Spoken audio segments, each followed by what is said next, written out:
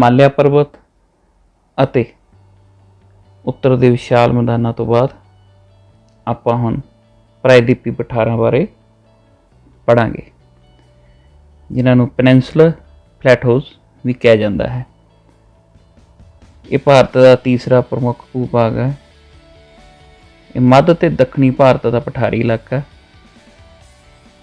ਇਹ ਸਾਰਾ ਖੇਤਰ ਇੱਕ ਇਕੱਠਾ ਜਿਹਾ ਨਹੀਂ ਗਾ, ਯਾਨੀ ਇੱਕ ਟੱਕ ਜਿਹਾ ਨਹੀਂ ਹੈ ਯੂਨਿਟਰੀ, ਸਗੋਂ ਇਹ ਵੱਖੋ ਵੱਖਰੀ ਪਛਾਣ ਰੱਖਦਾ। ਇਹਦੀ ਸਭ ਤੋਂ ਵੱਡੀ ਵਿਸ਼ੇਸ਼ਤਾ ਬੇਟਾ ਇਹਦੀ ਵੰਨ-ਸੁਵੰਨਤਾ ਹੀ ਹੈ।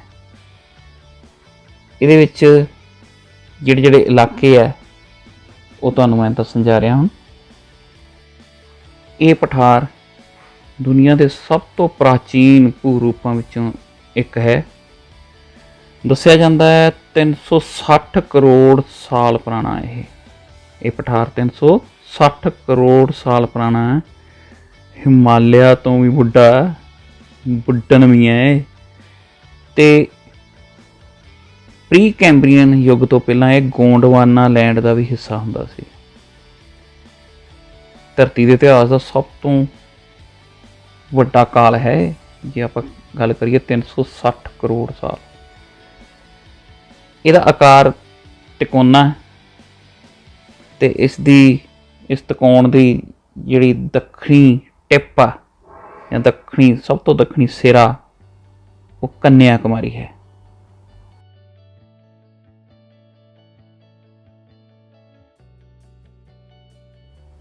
ਆਓ ਬੇਟਾ ਮਾਲਵਾ ਦੀ ਪਠਾਰ ਅਤੇ ਦੱਖਣ ਦੀ ਪਠਾਰ ਦੀ ਗੱਲ ਕਰਨ ਤੋਂ ਪਹਿਲਾਂ ਆਪਾਂ ਮੱਧ ਭਾਰਤ ਦੀ ਪਠਾਰ ਬਾਰੇ ਜਾਣੀਏ।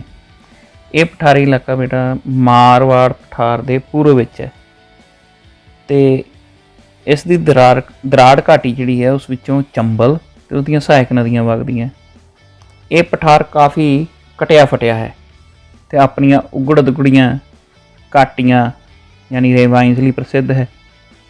ਇਸ ਪਠਾਰ ਦੇ ਪੂਰਬ ਵਿੱਚ ਯਮੁਨਾ ਦੇ ਨਾਲ ਬੁੰਦੇਲਖੰਡ ਦਾ ਇਲਾਕਾ ਪੈਂਦਾ ਹੈ। ਮਾਰਵਾੜ ਪਠਾਰ ਜਿਹੜੀ ਹੈ ਇਸ ਨੂੰ ਮੇਵਾੜ ਦੀ ਪਠਾਰ ਵੀ ਕਹਿੰਦੇ ਹੈ। ਇਹ ਅਰਾਵਲੀ ਪਰਬਤ ਦੇ ਪੂਰਬ ਵੱਲ ਸਥਿਤ ਹੈ। ਸਮੁੰਦਰ ਤਲ ਤੋਂ ਇਸ ਦੀ ਉਚਾਈ 250 ਤੋਂ ਲੈ ਕੇ 500 ਮੀਟਰ ਤੱਕ ਹੈ ਅਤੇ ਇਸ ਦੀ ਢਲਾਣ ਜਿਹੜੀ ਹੈ ਉਹ ਪੂਰਬ ਵਾਲੇ ਪਾਸੇ ਹੈ।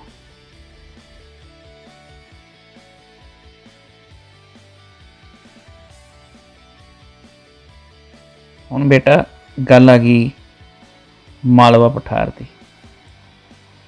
ਇਸ ਦੇ ਪੱਛਮ ਵੱਲ ਅਰਾਵਲੀ ਸ਼੍ਰੇਣੀ ਹੈ, ਦੱਖਣ ਵਿੱਚ ਇਸ ਦੇ ਵਿੰਧਿਆਚਲ ਅਤੇ ਇਸ ਦੇ ਪੂਰਬ ਦਿਸ਼ਾ ਵੱਲ ਛੋਟਾ ਨਾਗਪੁਰ, ਰਾਜ ਮਹਲ ਦੀਆਂ ਪਹਾੜੀਆਂ ਅਤੇ ਸ਼ਿਲਾਂਗ ਦੇ ਪਠਾਰ ਵੀ ਹਨ। ਇਸ ਦਾ ਆਕਾਰ ਤ੍ਰਿਭੁਜ ਦਾ ਆਕਾਰ ਹੈ। ਇਸ ਪਠਾਰ ਵਿੱਚੋਂ ਨਰਮਦਾ, ਤਾਪਤੀ ਅਤੇ ਮਾਹੀ ਨਦੀਆਂ ਨਿਕਲ ਕੇ ਅਰਬ ਸਾਗਰ ਵਿੱਚ ਡਿੱਗਦੀਆਂ, ਜਦ ਕਿ ਪੂਰਬ ਦਿਸ਼ਾ ਵੱਲ ਵਗਦੀਆਂ ਹੋਈਆਂ ਚੰਬਲ, ਬੇਤਵਾ ਅਤੇ ਉਸ ਦੀਆਂ ਸਹਾਇਕ ਨਦੀਆਂ ਬੰਗਾਲ ਦੀ ਖਾੜੀ ਵਿੱਚ ਡਿੱਗਦੀਆਂ ਹਨ।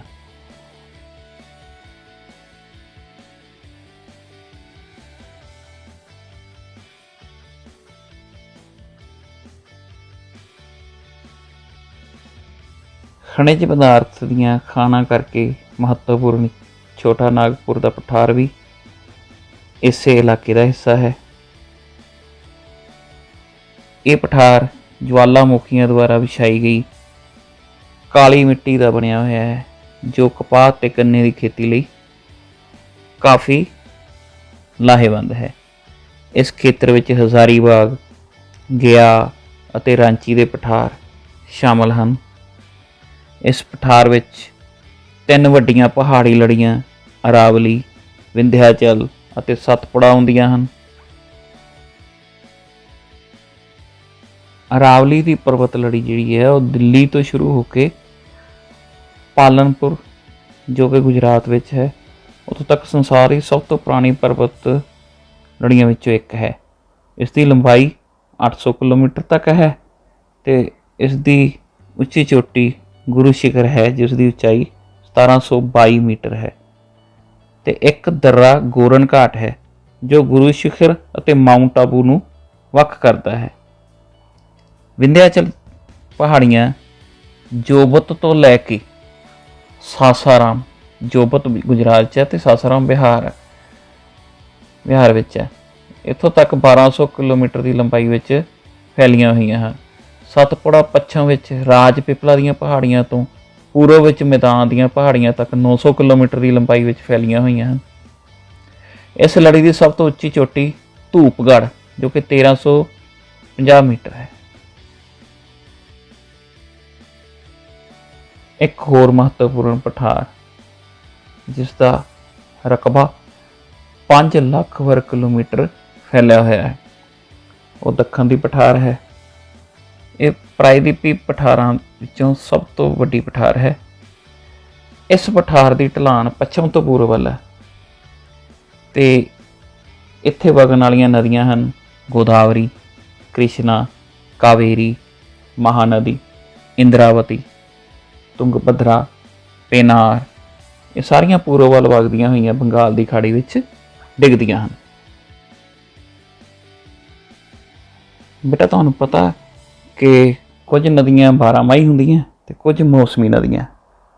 12 नदियां विच तां पानी सारा साल वगदा रहिंदा, पर मौसमी नदियां वो होंदियां जिन्हां विच पानी सिर्फ बरसात के मौसम दौरान ही वहिंदा है। इस पठार विच जिहड़ियां नदियां वहिंदियां हन मौसमी नदियां हन ते उन्हां दे कारण स्पष्ट रूप विच कुछ भूगोलिक भाग मिलते हैं, भूगोलिक भूभाग मिलते हैं। उन्हां दे नाम हैं महाराष्ट्र का पठार, करनाटक का पठार, तेलंगाना का पठार, पश्चिमी घाट, पूर्वी घाट, दंडकारण्य, ये रामायण विच भी इसका नाम आता है, ते दक्खन पहाड़ी समूह।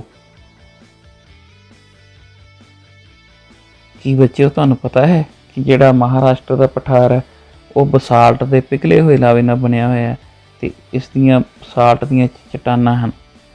करनाटक का पठार मालनाद अते मैदान 2 भागों में वंडिया होया है। इसकी सब तो उच्ची चोटी बाबा बुडन दीयां पहाड़ियां विच मूलनगिरी है, इसकी उचाई 1013 मीटर है। तेलंगाना का पठार 1,48,000 वर्ग किलोमीटर खेत्र विच फैलिया होया है ते नवां बनिया राज तेलंगाना भी इस विच स्थित है। बेटा की तुहानूं पता है कि पश्चिमी घाट नूं सहयाद्री भी कहा जाता है। ये घाट पश्चिमी घाट के नाल नाल तापी नदी के मुहाने तो दक्षिणी कोने कन्याकुमारी तक 1600 किलोमीटर की लंबाई तक फैले हुए हैं। इस घाट विच उत्तर तो लैके दक्षिण तक क्रमवार 4 दर्रे जिन्होंने आप पासिस कहने हुन्ने आ, थाल घाट, भोर घाट, पाल घाट अते शेनकोटा दरे हैं। पश्चिमी घाट दीयां मुख चोटियां काल सुबाई 1046 मीटर उचाई इसकी, महाबलेश्वर इसकी उचाई 1438 मीटर, सालहेर इसकी उचाई 1547 मीटर, हरीश चंद्र की उचाई 1424 मीटर, कुदेर मुख की उचाई 1892 मीटर, पुष्पागिरी की उचाई 1714 मीटर अते नीलगिरी दीयां पहाड़ियां विच दोदा बेटा 2637 मीटर इसदियां मुख चोटियां हैं। पश्चिमी घाट तो बाद आपां हुण पूर्वी घाट की गल कर लीए। उत्तर विच महानदी घाटी तो लैके दक्षिण विच नीलगिरी तक पूर्वी समुद्री तट के नाल नाल ये घाट चलते हैं। पूर्वी घाट पश्चिमी घाट के मुकाबले ज़्यादा चौड़े, कट्टे वड्डे, नीवें ते टुटवियां पहाड़ियां वाले भूभाग हैं। उत्तर विच महेंद्रगिरी जिहड़ी चोटी है 1501 मीटर उच्ची है, पूर्वी घाट की सब तो उच्ची चोटी है। मध्यवर्ती खेत्र विच कृष्णा अते पेनार नदी तो लैके नीलगिरी तक नलामलाई, पालकोंडा, वेलीकोंडा अते दक्षिण विच जावेदी, शिवराय, कोलमलाय आदि पहाड़ियां मिलदियां हैं। प्रायद्वीपी पठार की जे आपां गल करिए बेटा, एक खनिजां दा भंडार है मैगनीज, लोहा, कोला, तांबा, बॉक्साइट, अबरक, सोना आदि 98% भंडार इसे प्रायਦੀपी पठार विच मिलते हैं।